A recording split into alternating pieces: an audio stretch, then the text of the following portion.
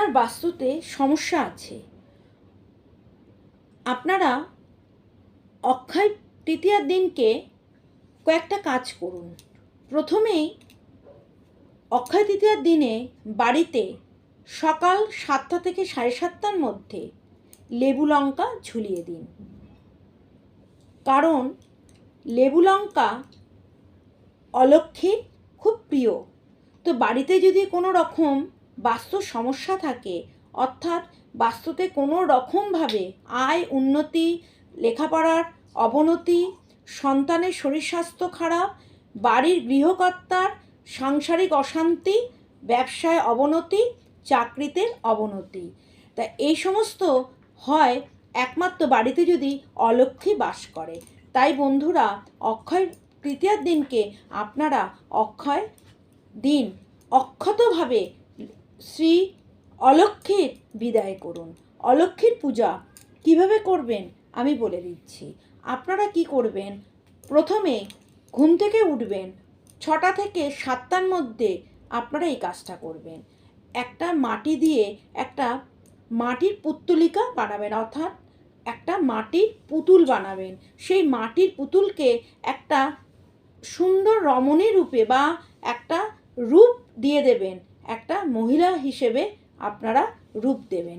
সেখানে একটা কালো রঙের টিপ পরাবেন এবং সেই পুতুলটাকে একটা নীল বা কালো রঙের পোশাকের আচ্ছাদন করে দেবেন। তারপরে গৃহকর্তা বা যিনি পুজো করবেন, যিনি পয়সা রোজগার করেন, বাড়িতে একমাত্র সদস্য যার পয়সার সংসার চলে, তিনি এই কাজটি করবেন। উনি কি করবেন, বাম হাতে নীল অপরাজিতা ফুল নেবে। পুতুলটাকে আপনারা একটা চৌকির মধ্যে রেখে দেবেন, জল চৌকির মধ্যে। পুতুলটা রেখে দিয়ে মনে মনে কল্পনা করবেন অলক্ষ্মীর রূপ হিসেবে।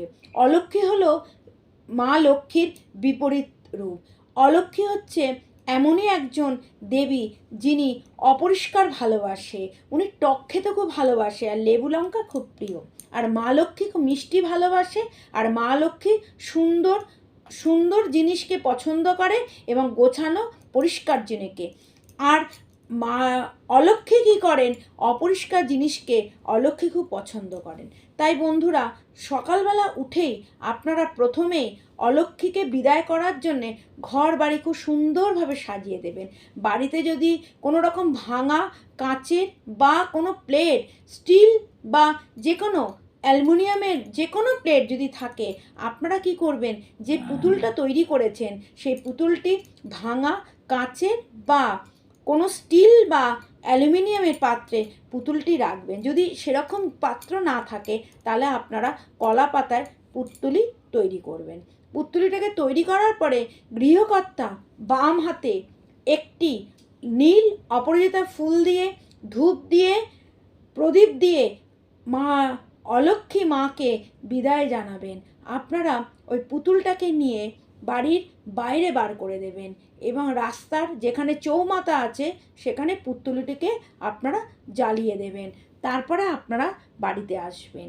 অক্ষয় তৃতীয়ার দিনকে মা অলক্ষ্মীকে বিদায় করার যদি এই সম্ভাবনা আপনারা না করতে পারেন, তার জন্যে আপনারা কি করবেন, 3টি লেবু নেবেন, 7টি লঙ্কা নেবেন, একটা মালার মতো তৈরি করবেন, হলুদ সুতো দিয়ে বাড়ির দরজার সামনে ঝুলিয়ে রাখলেন। এরপরে আপনাদের বাড়িতে যে নেগেটিভ এনার্জি আছে, যার জন্য আপনাদের হওয়া কাজও বাধা পড়ছে, সেই আপনারা লেবু লঙ্কা ঝোলানোর পরে মা অলক্ষ্মী মা বিদায় হবে। এবার প্রবেশ করবে লক্ষ্মীর আগমন।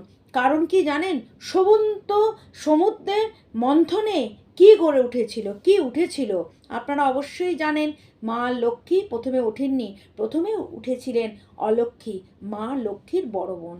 তা অলক্ষ্মী আর লক্ষ্মী, লক্ষ্মী আর অলক্ষ্মী, যে বাড়িতে লক্ষ্মী আছে সেই বাড়িতে অলক্ষ্মী আছে, কিন্তু অলক্ষ্মীকে আমরা প্রতিষ্ঠিত করব না।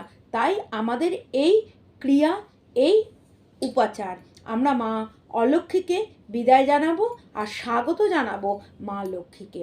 এবার লক্ষ্মী পূজার কিভাবে করবেন, অক্ষয় তৃতীয়ার দিনকে একটা অলক্ষ্মীর যে জিনিসগুলো আপনারা বাদ দিয়ে দিয়েছেন তাকে একেবারে সরিয়ে দেবেন এবং মনে মনে কল্পনা করবেন আজ থেকে আপনাদের বাড়িতে মা অলক্ষ্মীর বিদায় হয়েছে। সব কিছু শুভ চিন্তা, শুভ ভাবনা নিয়ে, মনে আত্মবিশ্বাস নিয়ে অক্ষয় তৃতীয়ার দিনকে আপনারা একটা অক্ষয় ঘর স্থাপন করবেন এবং অক্ষয় ঘর স্থাপন করার সঙ্গে সঙ্গে বৈভব লক্ষ্মীরও প্রদীপ জ্বালাবেন। এবং আপনাদের 5টি জিনিসকে আমি কিনতে বলবো। এক হচ্ছে কুবের যন্ত্রম কিনবেন। কুবের যন্ত্রম পাওয়া যায় যে কোনো অ্যাস্ট্রোলজার বা তান্ত্রিকের কাছে, আপনারা কুবের যন্ত্রটি পেয়ে যাবেন।